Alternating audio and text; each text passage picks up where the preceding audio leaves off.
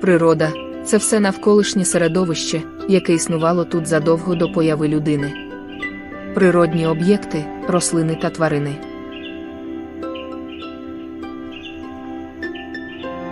Сонце, місяць, зорі належать до природи. Це небесні світила, завдяки яким є світло і тепло на нашій планеті.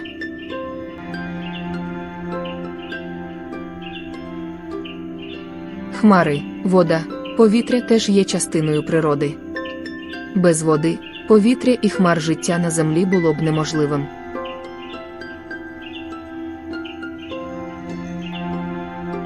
Рослини, як дерева, трави, кущі – все це природа.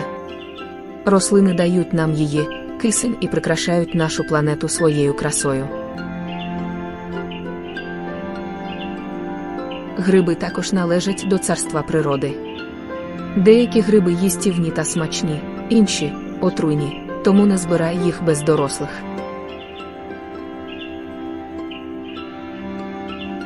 Тварини – це невід'ємна частина природи. Звірі, птахи, комахи, риби – всі вони живуть у природному середовищі.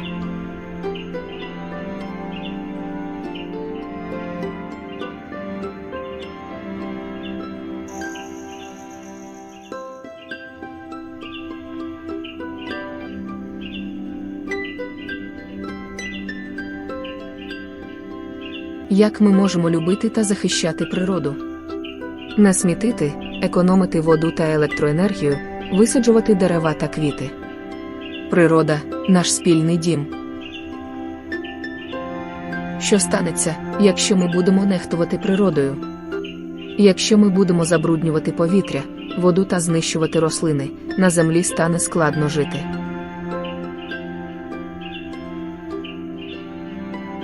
Природа – це диво, створене не людиною.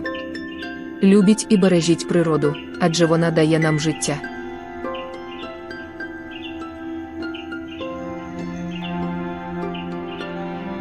Дякую усім за увагу.